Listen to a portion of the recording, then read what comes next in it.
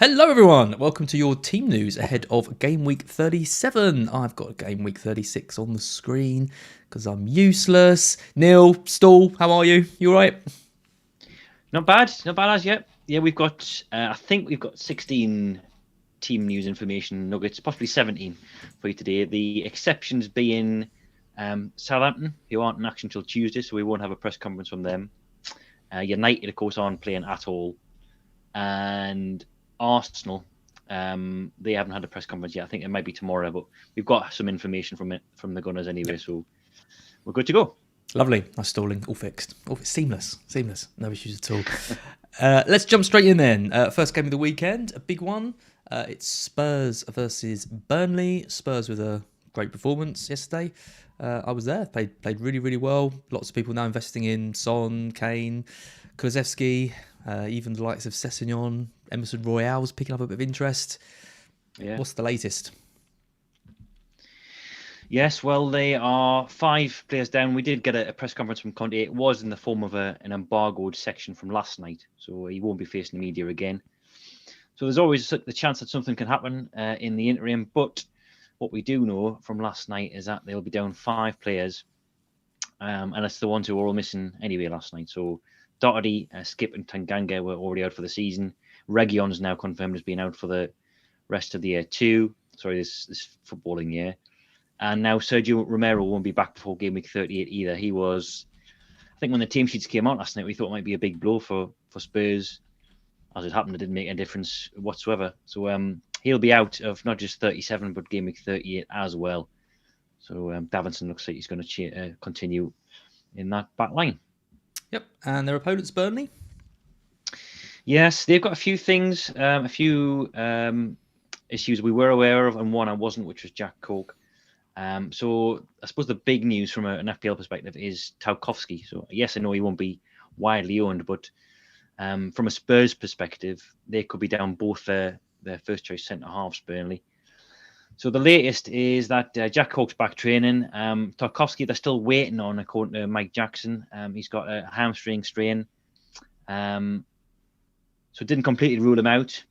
It was a Daishian update, and the fact that they said they were still waiting on him, there was nothing clear either way. Elsewhere, Rodriguez is out running, and Ben Mee's running as well. Now there's a big difference between running on the grass and actually full training. So it doesn't sound too optimistic on those two, at least not for Sunday. Of course, Burnley have got another game week 37 match coming up as well. And Vidra's out, of course, with a knee injury, and that's a long-term one because he's had surgery on it. One line I will bring actually on one more line on Spurs, just going back to them. Conte was talking about the substitution of Son last night, and obviously the angry reaction from Son. He wanted to score more goals, but he said it was done with Sunday in mind. Same with Kulusevski as well. So they both came off, I think, with about 20 minutes left.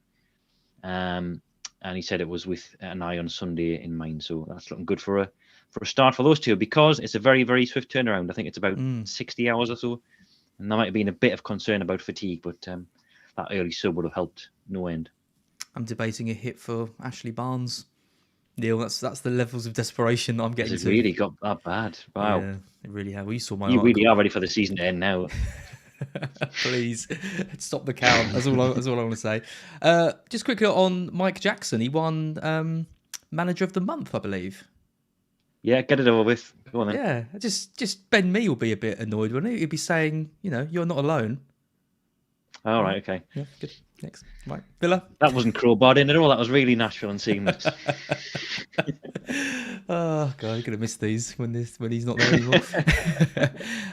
Villa Palace next. Ollie Watkins. He's the one everyone's asking about. What's the update? Yeah, another irritating update, unfortunately, from Gerrard. He hasn't trained all week, which is Watkins hasn't trained since that Liverpool game, which was on Tuesday, which isn't good. It's not a good start. But Gerrard said that he could still play a part in the Palace game. Now, I haven't actually seen this video yet, and I'll get the quote exactly as it is once I do. So I've seen it reported variously as him having a chance for Palace and having an outside chance for Palace, which is that there's a big difference. And then I saw a quote on Villa's own website where Gerrard's saying hopefully he'll be available for Sunday. So there's 3 different prognoses there. And I will, as I say, once that video drops on YouTube or elsewhere, I'll get the exact quote transcribed for you and put that on the website, on Twitter certainly. But yeah, he's obviously not. It's not great. Not training all week to this point.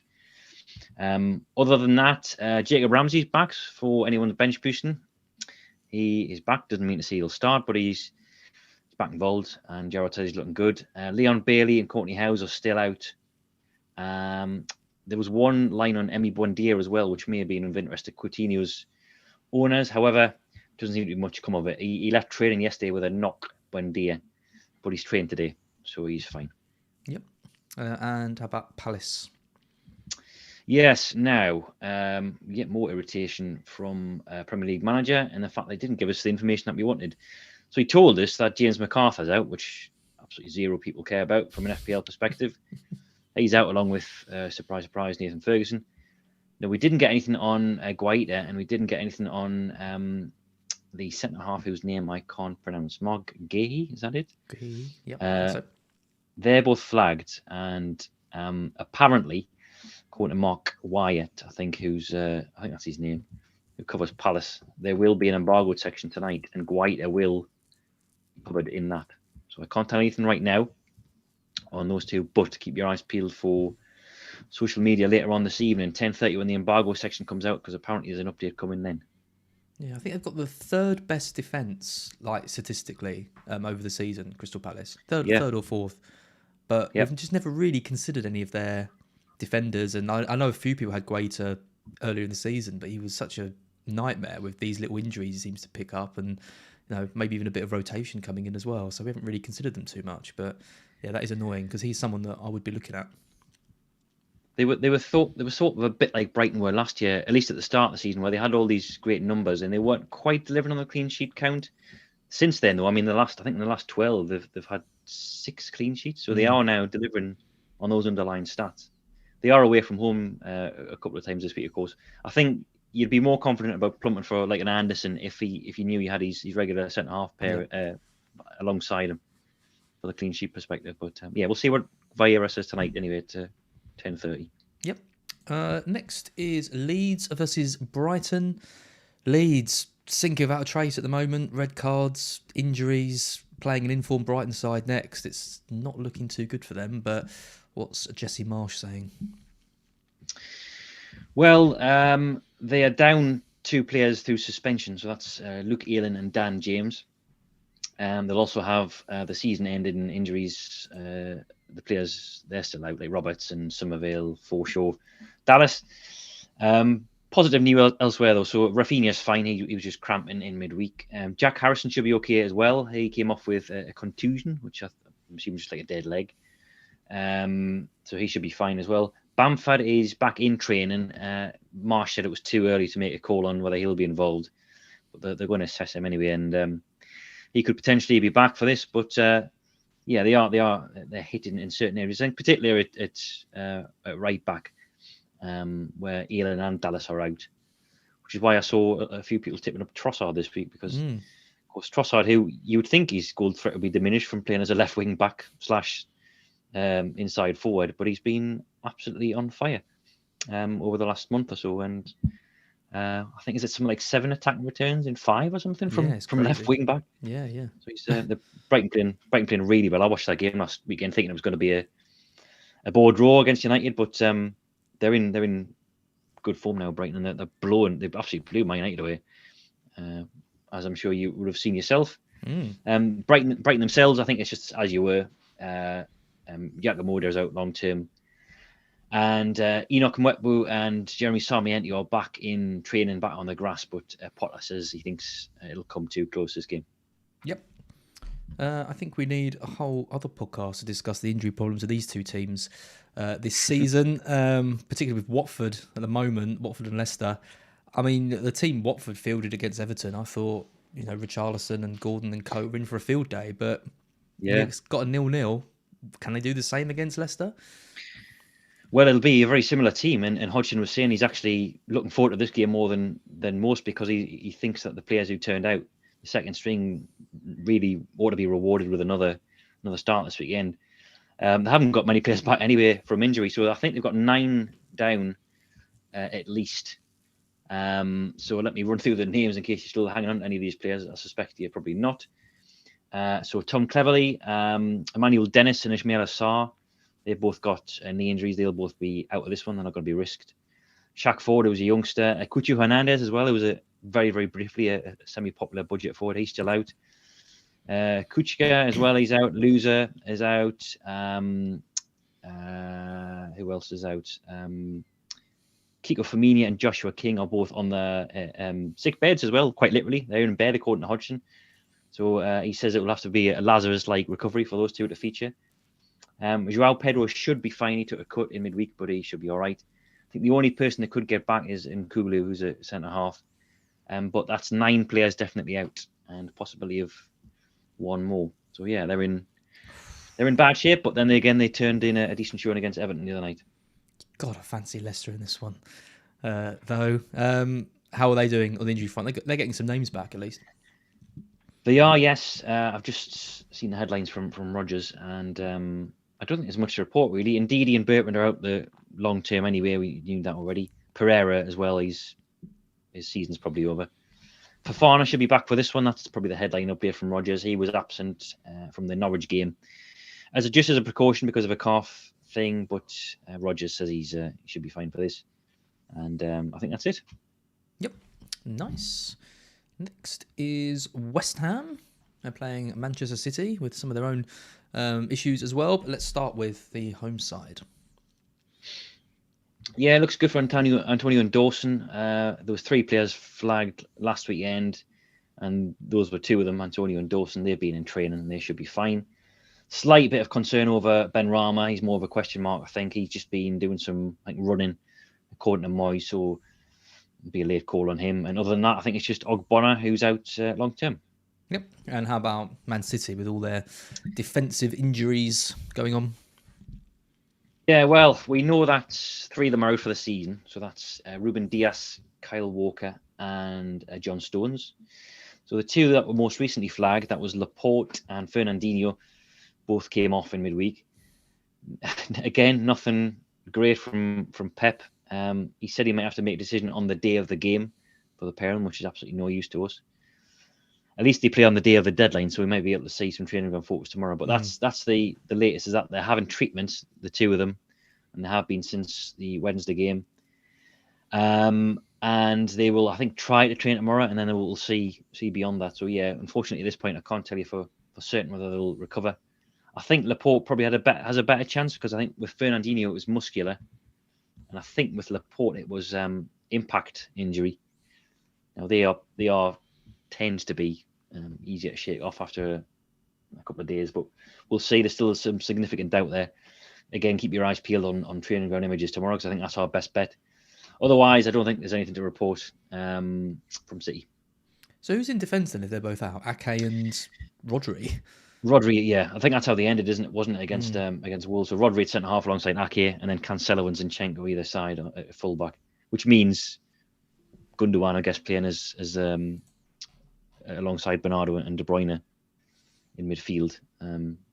They haven't really got that big a squad when you look at them. When you look at the bench, they've always got like Cole Palmer there and 2 goalkeepers, like Carson and Stefan. They haven't really got that bigger depth, deeper squad, but they're about to add to it in the summer anyway.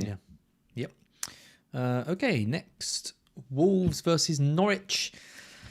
Not a huge amount of interest here, given how poor Wolves have been lately, and Norwich all season. You're going to tell me Hwang's going to start? Well, it didn't look good based on last week's performance, because they drew at Chelsea without Hwang, but then they got hammered in midweek as well when he wasn't starting. So there's a tiny bit of hope for you there, but he generally gets on the pitch, doesn't he? He comes on as or starts, more often than not. So you may get a 1-pointer out of him. Injury-wise, I think Bruno Lager said it was the same as it was in midweek, so that would imply that Saiss hasn't recovered, because he wasn't part of that squad. I'm not sure what the issue is there. I think a knock, but he wasn't part of that team that got defeated by Man City, and we're assuming he's still out alongside Podence and Kilman and Semedo as well. They're both season-ending injuries for Semedo and Kilman. I'll save you a job. Dean Smith says Norwich have the same squad that they had in Leicester. No new injuries. Which means Tuki's all right. There's not exactly huge amounts of investment there, is there? There's seven players out. Kabak, Ida, Omababadili, Zimmerman, McLean, Norman, and Sargent, and that's it. Good. Everton then. Everton versus Brentford. One of 2 home games for Everton, which will seal their survival if they can get a couple of points here. Let's start with Everton. Start with the home side. What's Lampard saying? Yeah, they've got some fresh news coming out of Everton, and that's with Godfrey and Van der Beek. Now, they're both on the cusp of return, and Lampard says that he's hopeful that they both could feature this Sunday, if not then Thursday. Godfrey's obviously a significant one because he could theoretically challenge Holgate's start. I don't know why or if Lampard would want to change it, given that they're in defensively quite a good nick at the moment, but something to consider anyway. Godfrey on the cusp of a return. Townsend and Patterson, they're out longer term. And Yerry Mina's, I think, still out as well. I think that's it. Yep. Did I miss anybody there? Don't think so. I think so. And Brentford? Yeah, Brentford, they've got one back. That's Sergi Canos. But the other ones are still out. I think Pinnock, Onyeka, and Godos as well. They've got a chance for 38, but otherwise nothing to report. Great. Okay. Big game next. Newcastle versus Arsenal. Tough game for Arsenal, and they've just lost that match against Spurs. But I think 1 loss in 8. Newcastle at home. Mm-hmm. But I did learn earlier that Newcastle haven't scored against Arsenal in their last 7 meetings in all competitions. So yeah, we've got a really dismal record against Arsenal at home as well. It was yeah, I didn't either because there's some famous victories in the past I can remember from Newcastle, but in the past as the optimal word there. Just briefly, by the way, going back to Everton, you could hear the hesitation in your voice. I knew there was somebody else, and it's Fabian Delph, the FPL's cheapest midfielder. He's out of this one. But yeah, back to the match on Monday. So yeah, Arsenal, Arteta hasn't faced the media yet. He didn't do, I don't think he did an embargo section last night because he was straight up out of his chair at the end of it. So we expect him to do some sort of thing tomorrow. It could be a one-on-one interview with PLP, Premier League Productions, or it could be a proper presser on a Saturday, which you very rarely see.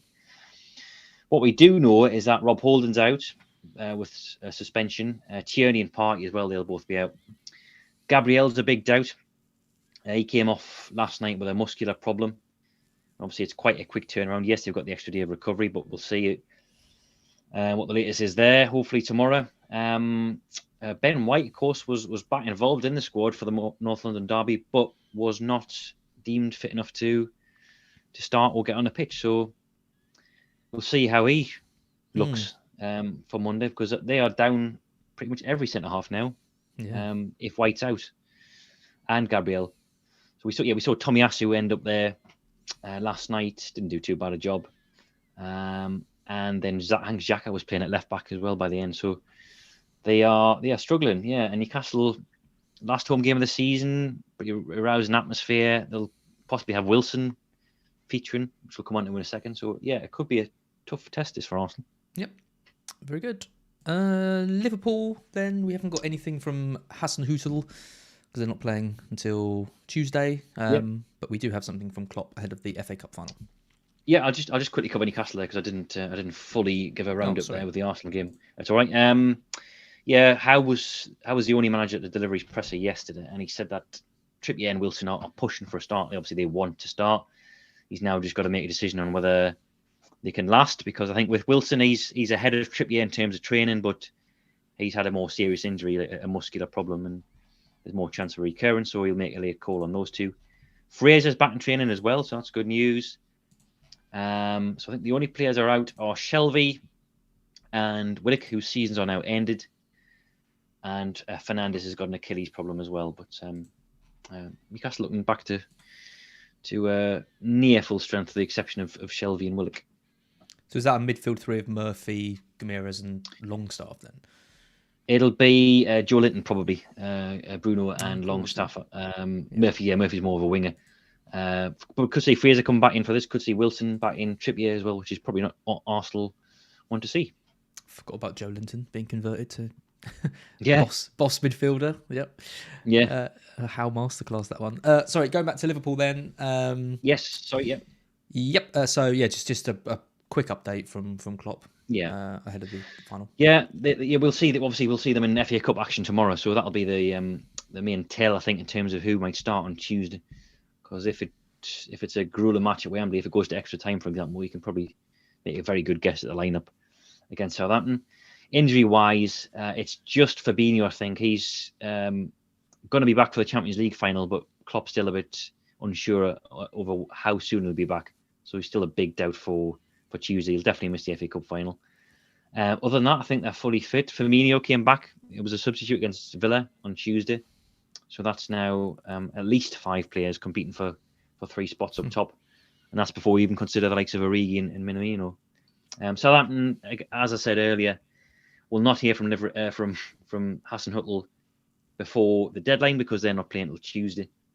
And the only player we know is out is Livramento, who is out for the rest of 2022. Excellent. And then the final team that I've got is their opponents, Chelsea.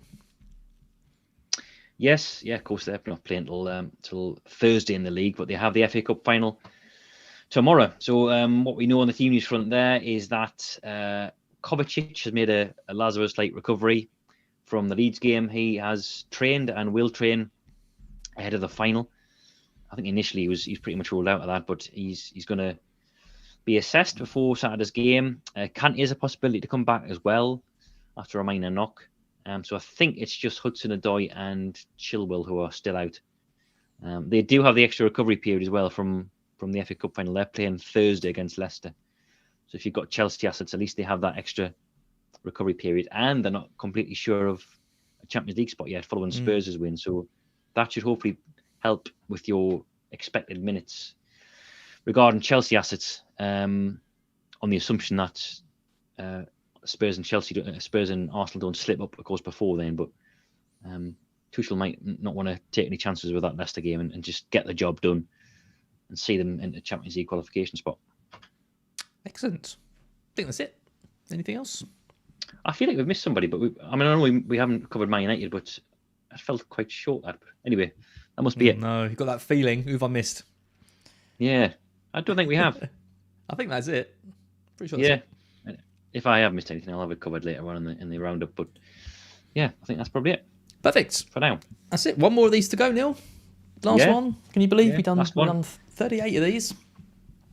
Yes, we have. Yeah. It'll be next Friday as usual. I think even though it's a Sunday deadline again, I think we are expecting the bulk of them to be happening next Friday. It was a case in the last game of last season. It was I think all 20 were on the Friday, so it'll be a busy day, but at least we'll have information for you for the team news video. Yep, excellent. And if you're watching this and you've enjoyed the video, hit the like button, chuck a subscribe over to the YouTube channel. If you're listening on the podcast version, drop us a comment or review in that. We really appreciate it. But until next week, have a good game week.